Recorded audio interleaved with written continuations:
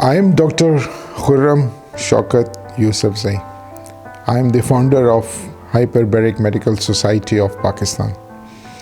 So today I am going to tell you about the hyperbaric medical societies of the world. There are 7 continents in the world, and in the 7 continents there are many hyperbaric medical societies belonging to the respective each country.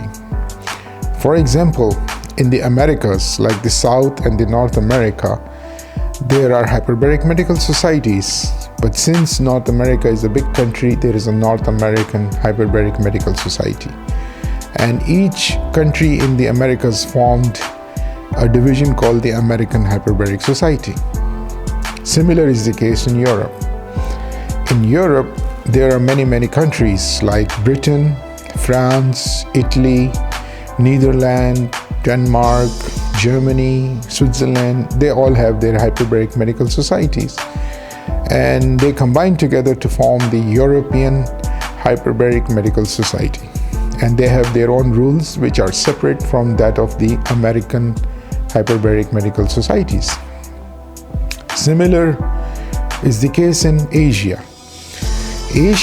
There are many countries.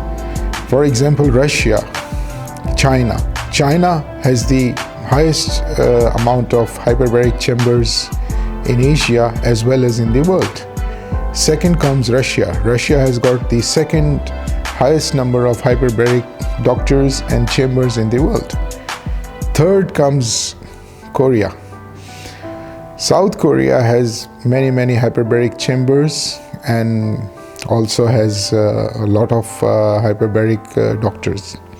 So Korea comes third in the world as well. So incidentally, Asia, like the top 3 countries in the world, like the China, Russia and the Korea, are situated in Asia, and they are the top countries in the world also in hyperbaric medicine.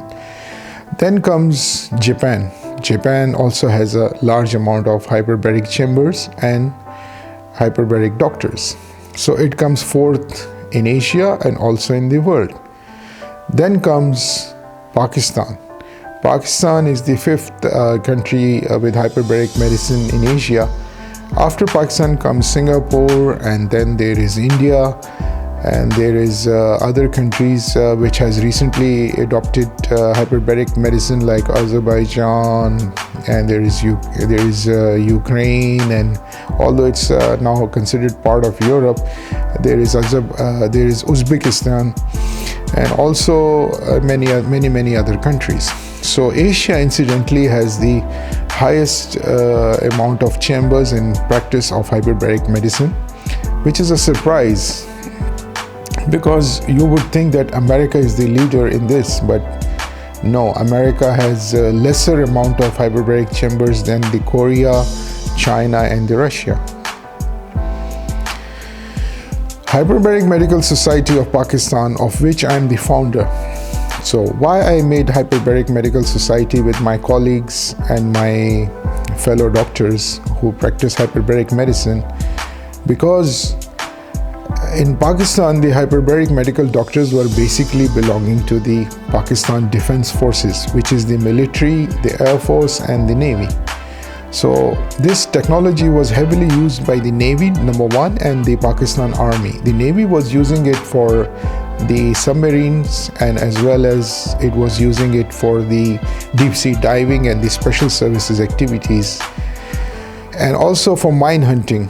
Like the mine hunting ship also has diving medical doctors, and sometimes the normal fighting military ships also has hyperbaric medical doctors, and they have a lot of divers and other people which they take care of. In the private sector, there were not many doctors. So because of the lack of knowledge and awareness about hyperbaric medicine in the private sector, I realized that many doctors are resisting this technology because they have no knowledge about it.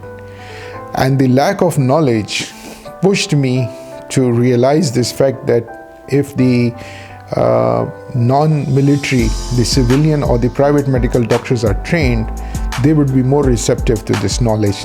And this is the phenomena all over the world, and this is one of the reasons that the hyperbaric medicine is not known to many doctors.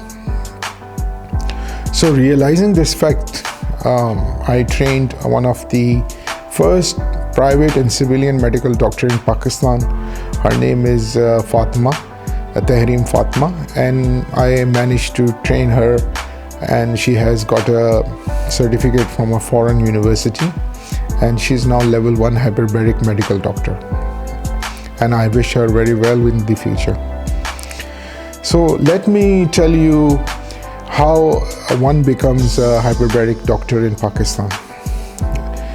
Since the 80s, this technology was adopted in the United States, and in the same years, Pakistan also adopted this hyperbaric medical technology, which was one of the first in Asia as well. Although Russians were also doing it, but Pakistan was not far behind from America and Russia. So at that time, we had great cooperation with the United States of America, especially in the military sector.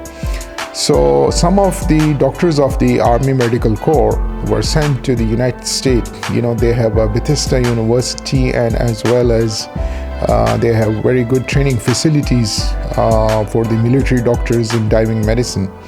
So they were sent there, and they learned the two aspects of hyperbaric medicine, which is the diving part and also the treatment part. So after getting the training from there, they returned to Pakistan and brought this technology to our country. And Pakistan quickly adopted it because it needed it for the naval technology.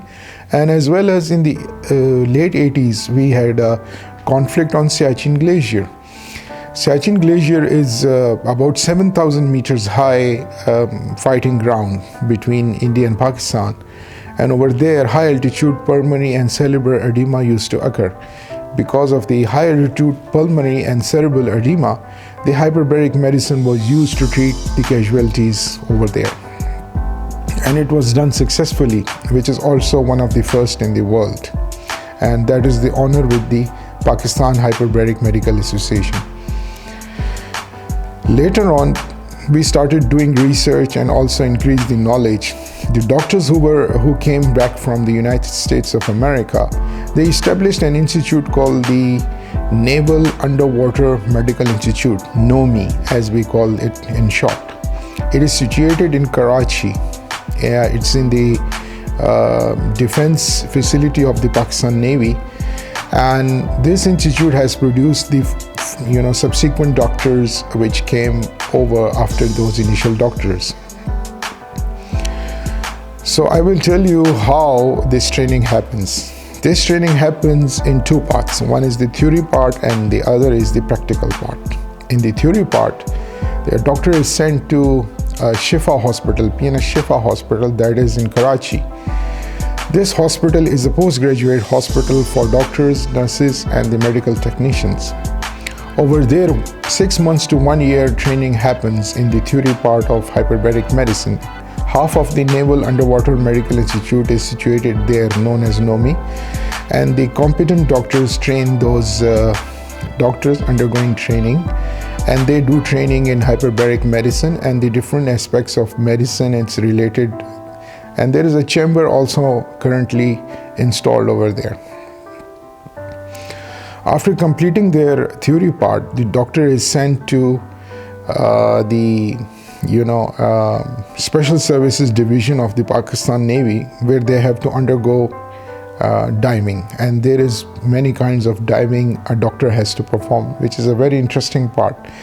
One is the standard diving. That happens in the second year. The first year after the theory is completed, the second year is under the instructors who are actually Navy SEALs and very highly qualified special services soldiers, and they are very good deep sea divers. So they teach the doctors scuba diving with the normal scuba tanks, also tactical diving with oxygen and tactical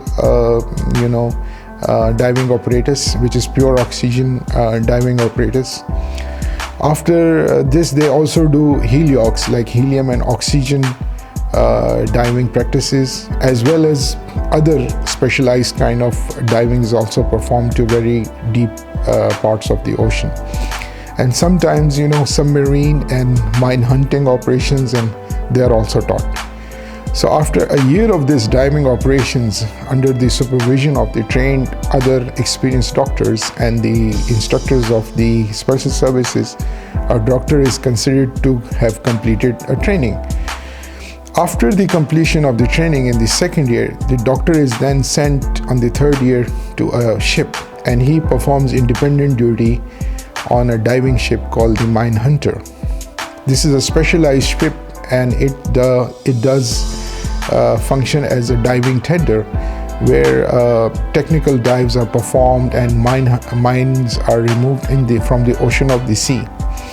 And it has other functions as well, and the doctor has to be attached to this ship to perform these highly technical operations. After finishing a year on that specialized ship, a doctor then returns to the Naval Underwater Medical Institute, and then he conducts research as well as train the other junior doctors.